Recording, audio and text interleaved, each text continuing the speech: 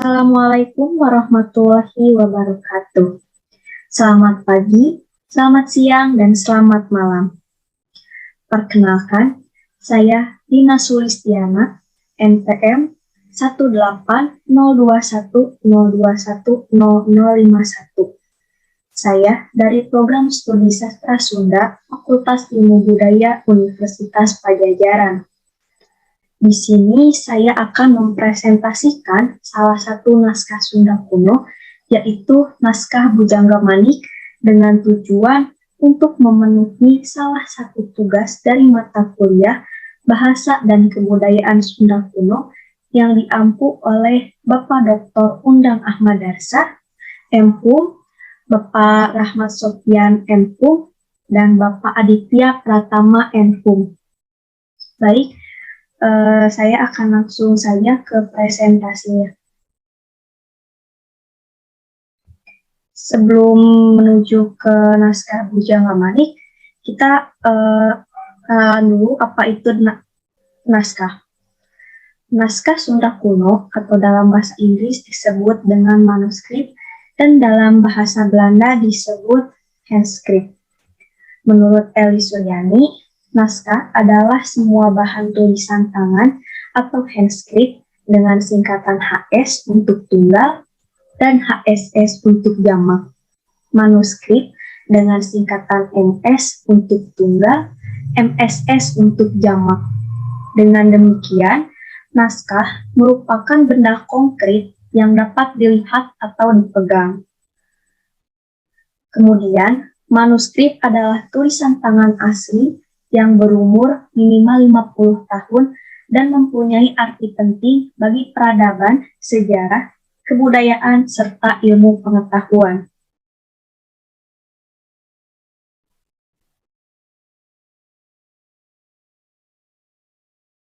Selanjutnya,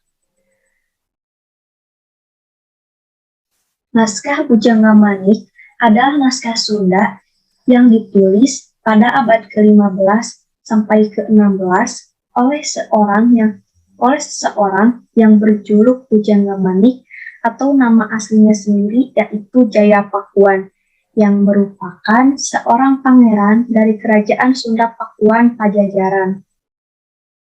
Pada mulanya, naskah Bujangga Manik ini diketahui sebagai koleksi dari perpustakaan Bodleian di Oxford, Inggris.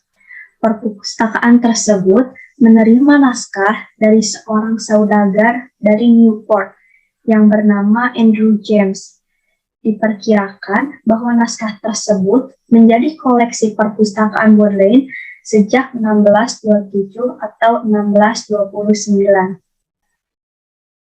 Nah, naskah Bujangga Manik ini ditulis dalam bahasa Sunda kuno pada daun lontar yang beberapa lembarannya ada yang rusak dan juga hilang, serta isinya menuturkan perjalanan Bujangga Manik, penyair kelana dari Pakuan, ibu kota kerajaan Sunda yang hidup pada abad ke-15 sampai ke abad 16. Secara keseluruhan, naskah Bujangga Manik terdiri dari 29 lembar daun nipah yang masing-masing berisi sekitar 56 baris kalimat yang terdiri dari 8 suku kata, selaras dengan bentuk puisi Sunda pada zamannya dan panjangnya mencapai sekitar 1758 baris.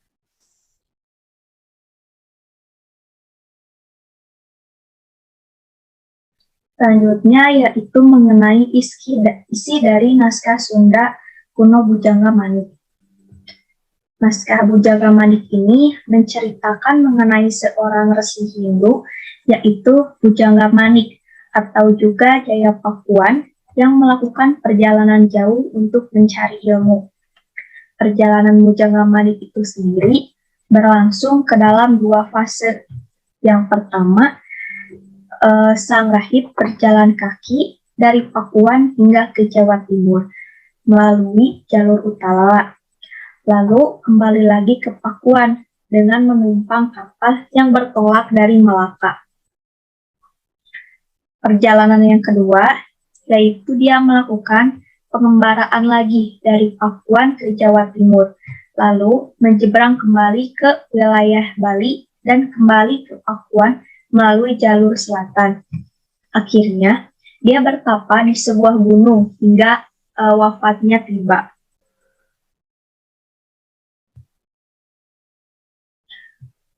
Dalam perjalanan Bujangga-Manik ini lebih kepada menuntut ilmu.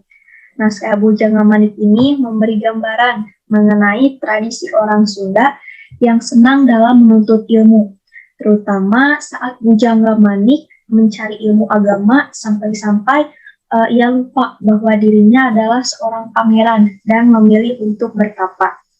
Selama di perjalanannya, Bujangga-Manik belajar kepada Mahapandita di Mandala Gunung Damalu, Jawa Tengah, dan juga Pamerihan.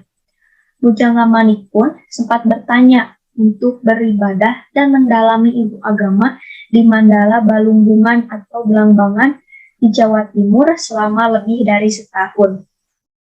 Bahkan, Bujangga-Manik pernah bermukim di Rabut Palah, Mandala yang paling utama di Kerajaan Majapahit selama setahun lebih.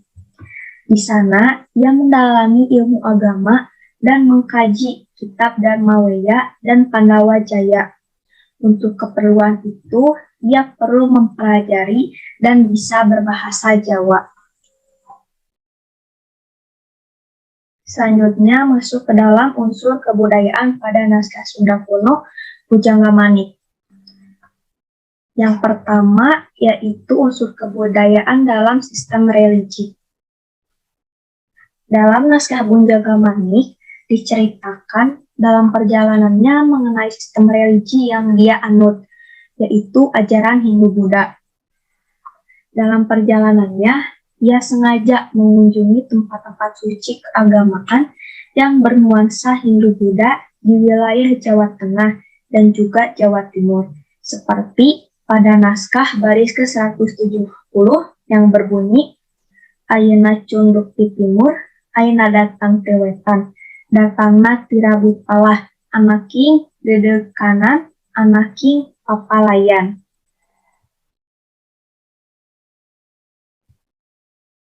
Selanjutnya, unsur kebudayaan pada sistem pengetahuan.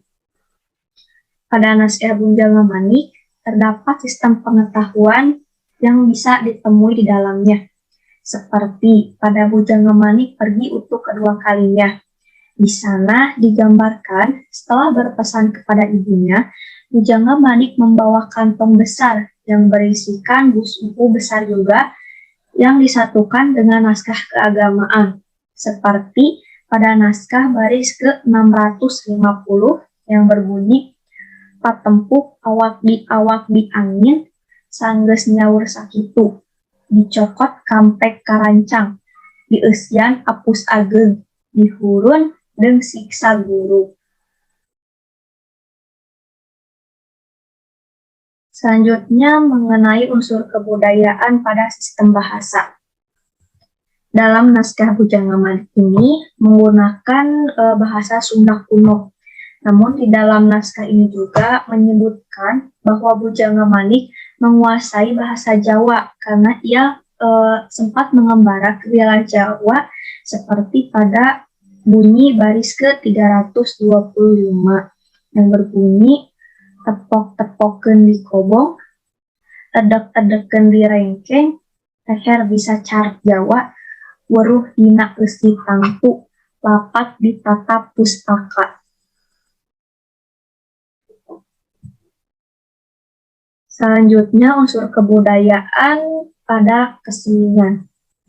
Nah, terdapat suatu kesenian yang tertulis dalam naskah Bujangga-Manik, yaitu saat ia akan kembali pulang menaiki kapal.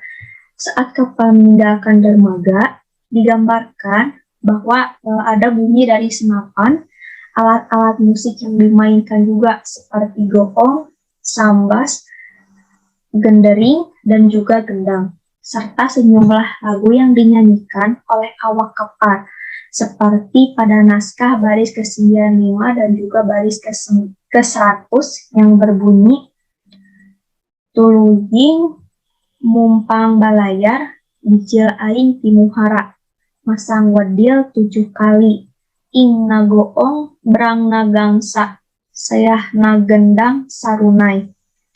Selanjutnya juga yang berbunyi, seok nukawih tarahan, nukawih ambah-ambahan, bantar kali buar pelang, surung salang suar gading, mayura ditendas uncal.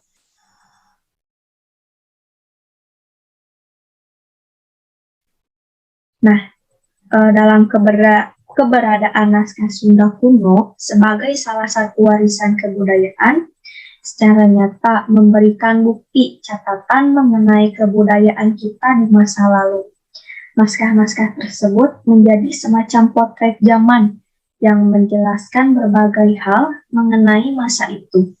Dengan demikian, nilainya sangatlah penting dan juga strategis.